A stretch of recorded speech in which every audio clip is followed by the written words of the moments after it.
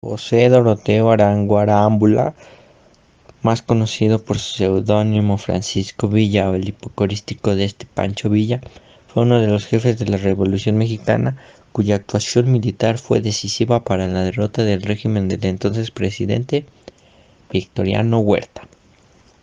Originario del estado de Durango, nació en la hacienda de Río Grande, actualmente La Coyotada, el 5 de junio de 1878 y murió asesinado en una emboscada en Hidalgo del Parral el 20 de julio de 1923.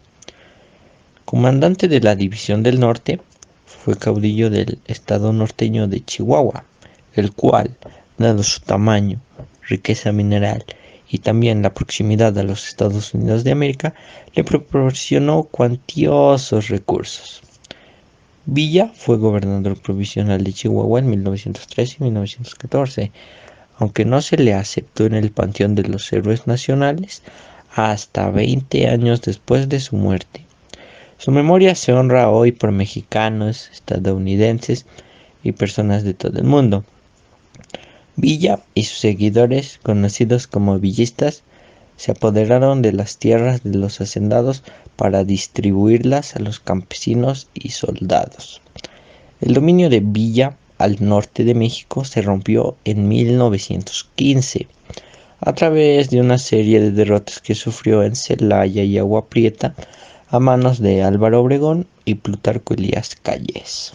Soy Jesús Rodrigo, milanés hurtado de Tercero C. Voy a hablar de la ideología de Francisco Villa. Él construyó una ideología a partir de su vida y de sus experiencias. En principio su ideología es muy simple. La palabra dada no debe ser violada. Hay que proteger a las viudas y a los huérfanos. Hay que darles educación y nunca se traiciona a un compadre. La debilidad de la naturaleza rebelde y revolucionaria del llamado Centauro del Norte, lo mismo del hábito que le deshabilitó.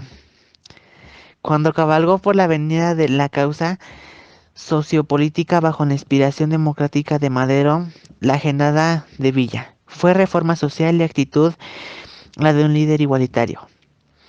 El accionario revolucionario de Villa se dio durante sus primeros años, principalmente en el estado de Chihuahua, en el norte de México, donde su idea constituía en frenar el abuso que ejercían los hacendados sobre los campesinos y derrocar a los grupos establecidos en el poder público.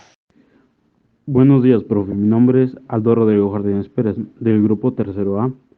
El tema del que me tocó hablar fue sobre las ideologías de Francisco Villa. Francisco Villa construyó una ideología a partir de su vida y de sus experiencias. En su principio su ideología es muy simple. La palabra dada no debe ser violada. Hay que proteger a las vidas. A los huérfanos hay que darles educación y nunca se traiciona a un compadre. Así fue como lo dijo Francisco Villa. Su lucha fue un favor de las libertades humanas y en contra de autoritarismo desde el poder. Mi conclusión fue que Francisco Villa tenía una ideología en la que se basaba en ayudar a aquel que lo necesitara y no tuviera nada luchando a favor de las libertades humanas. Francisco Villa, conocido también como el Centauro del Norte, es el único latinoamericano que encabezó una invasión a Estados Unidos. El incidente ocurrió el 9 de marzo de 1916, cuando unos 600 soldados de la División del Norte atacaron el pueblo de Columbus, Nuevo México. Bueno, pues yo voy a hablar de José Doroteo Arango Arámbula, mejor conocido como Pancho Villa.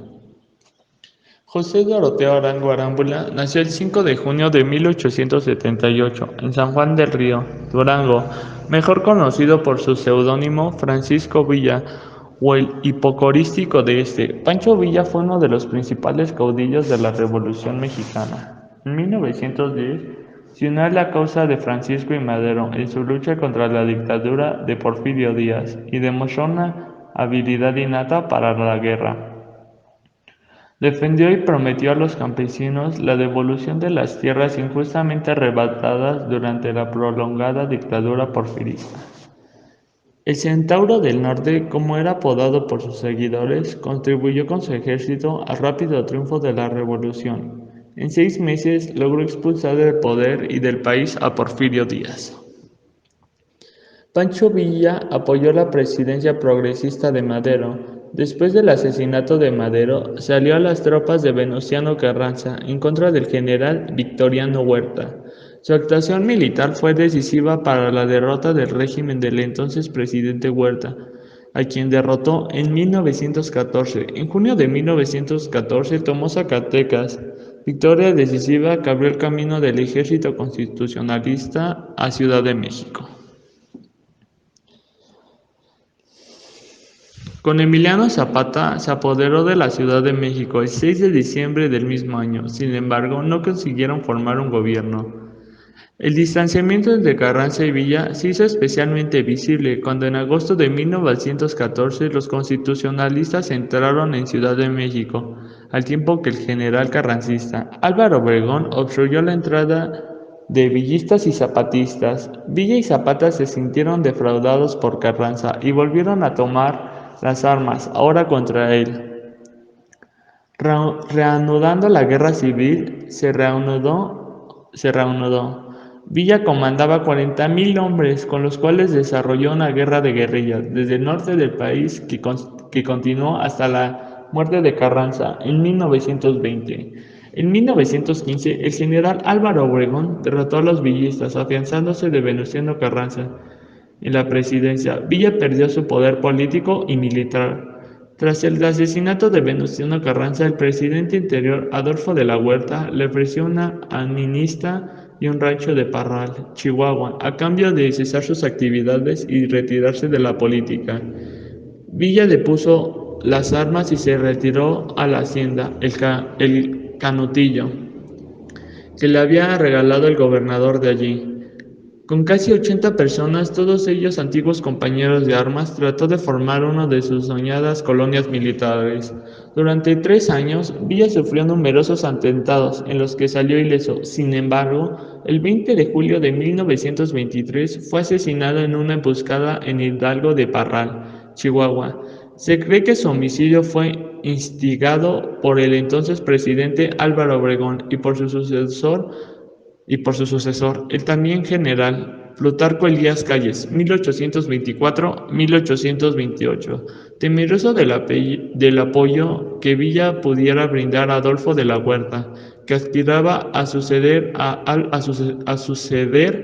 Álvaro Obregón de la presidencia.